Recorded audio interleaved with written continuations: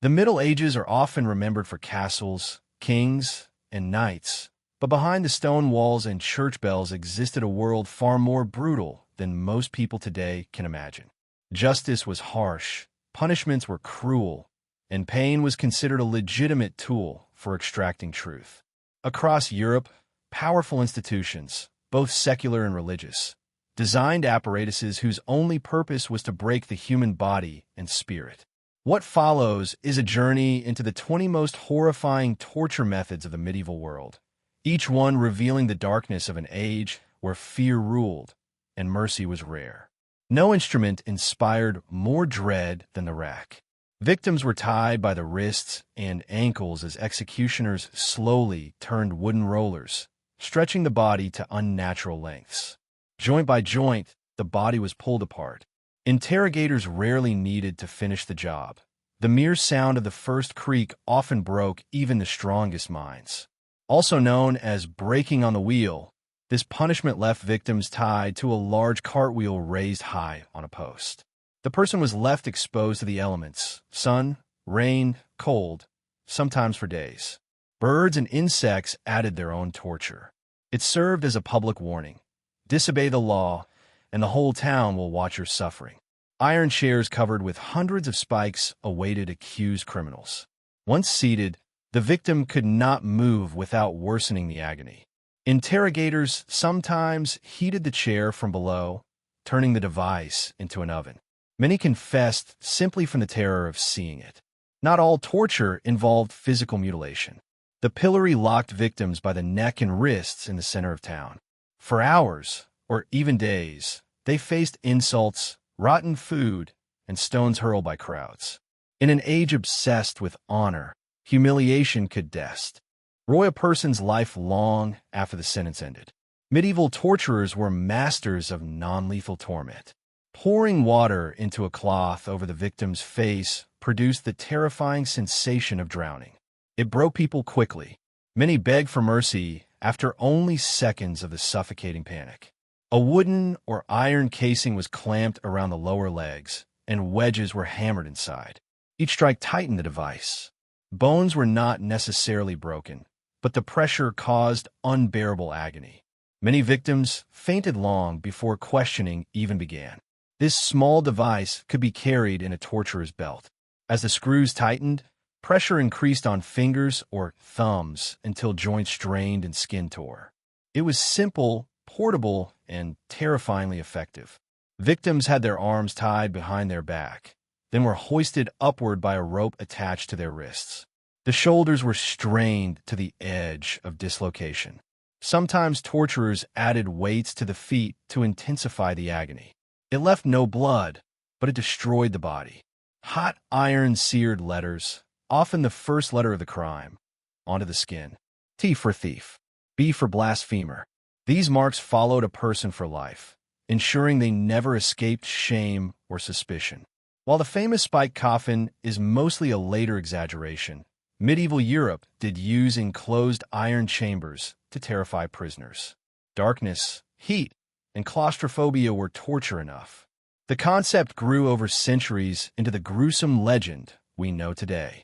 A metal fork with two sharp tips was strapped between the chest and the chin.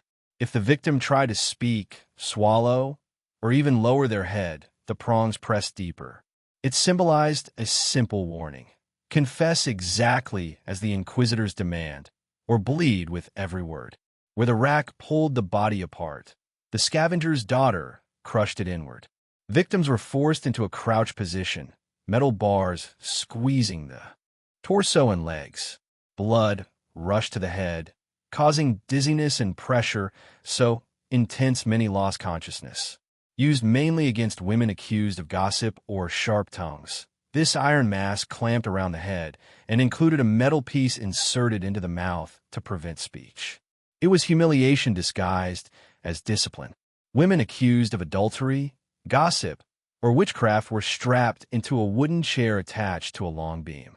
Crowds watched as they were repeatedly plunged into rivers or ponds. Survival was no guarantee of innocence. Sometimes the crowd simply demanded more. Prisoners were placed inside metal cages hung from city walls. They couldn't lie down or stretch and were exposed to weather, animals, and watchful townspeople. Some survived days, most didn't. Heavy metal collars locked around the neck were used for long-term punishment. Some included spikes pointing inward, reminding the wearer that even a small movement could mean agony.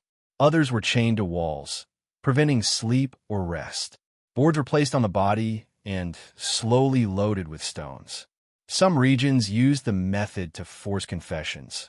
Others used it as a formal execution for those who refused to plead in court. The weight increased until the body could bear no more. A simple but effective technique. Ropes were tied to limbs and twisted using wooden rods. Each turn strained muscles and joints.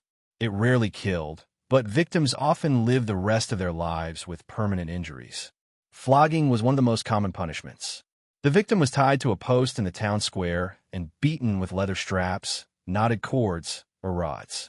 The pain was extreme, but the shame often lasted longer than. Though used rarely, its reputation alone spread terror across entire regions. Victims were suspended upside down so blood stayed in the brain, forcing them to remain conscious longer. A long saw moved slowly between two torturers created fear even before it touched the skin. Torturers often used it more as a threat than an act, knowing that imagination alone could break a prisoner. The dark logic behind medieval torture. To modern eyes, these methods seem monstrous, but in medieval society, torture served three purposes. Fear. Harsh punishments kept populations obedient. Control. Confessions, forced or not, maintained authority. Spectacle. Public suffering reminded everyone of the price of disobedience. People lived under the constant shadow of accusation. A neighbor's whisper, a priest's suspicion, or a noble's anger could lead to a torture chamber where the truth mattered far less than submission. A world built on pain and lessons for today. The brutal creativity of medieval torture reveals how dangerous unchecked power can become. Many victims were innocent. Many were silenced. And entire societies learned to obey not out of respect, but out of terror. The Middle Ages may be gone, but their lessons remain. Justice must never come from fear, only from fairness. Power must be questioned, not worshipped, and the voices of the accused must be heard, not broken.